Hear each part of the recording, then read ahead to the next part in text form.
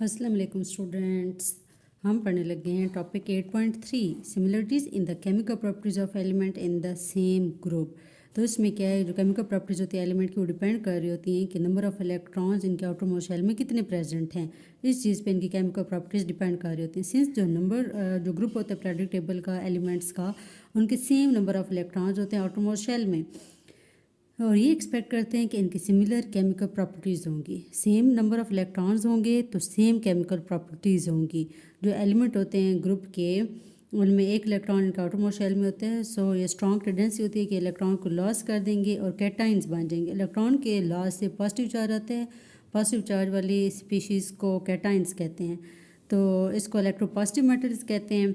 जो मेटल्स जो हैं ये विग्रेसली मतलब तेज़ी के साथ रिएक्ट करते हैं वाटर के साथ, और हाइड्रोजन आयन हमें produce hydrogen ion as a product देती हैं, और एल्कलीज सोल्यूशन होता है इनका एल्कली है। जिस तरह अब 2 सोडियम के मॉलिक्यूल्स हैं, 2 वाटर के मॉलिक्यूल हैं, तो हमें क्या चीज़ मिल रही है, 2NaOH। सोडियम के ऊपर पॉजिटिव चार्ज होता है और हाइड्रोक्साइड आयन के ऊपर नेगेटिव चार्ज होता है। तो सोडियम और हाइड्रोक्साइड आयन कंबाइन होंगे, पॉजिटिव और नेगेटिव, तो एल्कली बन जाएगा। हाइड्रोजन आयन जो वो रिलीज़ हो रहा है। ऑक्साइड्स जो होते हैं मेटल्स के, वो स्ट्रांगली बेसिक होते हैं नेचर में और रेडली सॉल्युबल होते हैं वाटर में और एल्कलीज देते हैं। जिस तरह पोटेशियम ऑक्साइड है K2O, वो वाटर के साथ रिएक्ट कर रहा है तो पोटेशियम हाइड्रोक्साइड दे रहा है।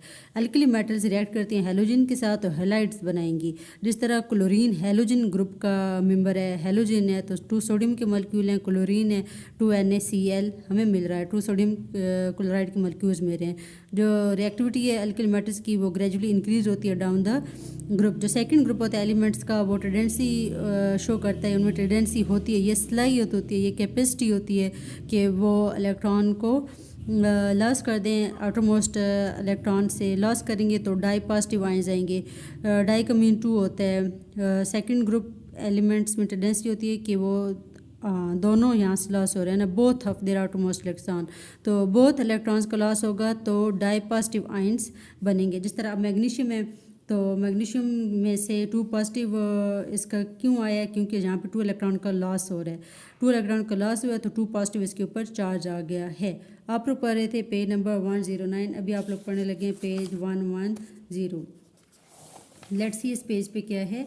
तो इसमें क्या है, जो टेंडेंसी होती है इलेक्ट्रॉन को लॉस करने की डाउन द ग्रुप, वो इंक्रीज़ हो जाती है। क्यों इंक्रीज़ होती है ग्रेजुअली, क्योंकि इनका एटॉमिक साइज़ इंक्रीज़ हो रहा है। ठीक है, एटॉमिक साइज़ इंक्रीज़ होने की वजह से इनमें इलेक्ट्रॉन लॉस करने की जो एबिलिटी है वो इंक्रीज़ कर जाती है। जो ऑक्साइड्स होते हैं मेटल्स के, वो बेसिक इन नेचर होते हैं और एल्कलीज बनाते हैं वाटर में। कैल्शियम ऑक्साइड है प्लस H2O, कैल्शियम हाइड्रोक्साइड बना रही एक्वा सोल्यूशन है। ये हमारे पास सोल्यूशन की फॉर्म में है, ये लिक्विड की फॉर्म में है, तो ये एक्वा सोल्यूशन हो गया। जो एलिमेंट्स होते हैं ग्रुप 17 के, S2P2 उनकी इलेक्ट्रॉनिक कॉन्फ़िगरेशन होती है आटमोस्ट शेल में, और स्ट्रॉन्ग टेंडेंसी होती है कि वो 1 इलेक्ट्रॉन को गेन करें। 1 इलेक्ट्रॉन का गेन होगा तो एनाइन बन जाएंगे। एनाइन का मतलब होता है कि एक क्या उसके ऊपर आ जाएगा नेगेटिव चार्ज। कैटाइन के ऊपर पॉजिटिव चार्ज होता है, एनाइन के ऊपर नेगेटिव चार्ज होता है, और इनको इलेक्ट्रोनेगेटिव एलिमेंट्स कहते हैं। हमने पिछले पेज पे पढ़ा है 109 पे कि जब इलेक्ट्रॉन का लॉस हुआ था तो इलेक्ट्रोपॉजिटिव एलिमेंट्स बने थे। यहाँ पे इलेक्ट्रॉन्स का गेन हो रहा है तो इलेक्ट्रोनेगेटिव एलिमेंट्स बन रहे हैं। अब ये एलिमेंट्स रिएक्टिव होते हैं नॉन मेटल्स में और साल्ट्स बनाते हैं मेटल्स के साथ, और इनको हेलोजेंस भी कहते हैं। हेलोजेंस का मतलब होता है salt farming. Unlike alkali metals जो रिएक्टिविटी होती है हेलोजन की, वो डिक्रीज करती है डाउन द ग्रुप। क्लोरीन या 2 इलेक्ट्रॉन का लॉस हो गया, 2 इलेक्ट्रॉन का गेन हो गया, सॉरी, क्योंकि ये रिएक्टेंट्स है ना। क्लोरीन 2 इलेक्ट्रॉन्स का गेन करेगी तो 2 क्लोराइड आ रहे हैं, उसके ऊपर 1 नेगेटिव चार्ज है। कैल्शियम क्लोराइड है तो कैल्शियम क्लोराइड भी ये सोल्यूशन फॉर्म में है, ये सोल्यूशन फॉर्म में था, ये गैसियस फॉर्म में था, ये सोल्यूशन फॉर्म में हमें सोल्यूशन मिल गया। जो एलिमेंट्स प्रेजेंट होते हैं ग्रुप 16 के, उनके इलेक्ट्रॉनिक कॉन्फ़िगरेशन S2P4 है। ठीक है, आउटर मोस्ट शेल में। सो इनमें टेंडेंसी होती है कि 2 इलेक्ट्रॉन्स को एक्सेप्ट कर सकें, तो 2 इलेक्ट्रॉन को एक्सेप्ट करेंगे तो डाई नेगेटिव आ जाएंगे। जो 109 पे था उसमें 2 इलेक्ट्रॉन का लॉस हुआ था, तो 2 इलेक्ट्रॉन के लॉस की वजह से डाई पॉजिटिव आयन बने थे। अब यहाँ पे 2 इलेक्ट्रॉन का गेन हो रहा है तो डाई नेगेटिव आयंस बन रहे हैं। ऑक्सीजन बिहेव करता है as a strong electronegative elements, तो ऑक्सीजन में 2 इलेक्ट्रॉन्स का गेन हो रहा है, तो यहाँ पे हमारे पास 2 नेगेटिव चार्ज आ गया है। नेक्स्ट टॉपिक है रिलेशनशिप बिटवीन ग्रुप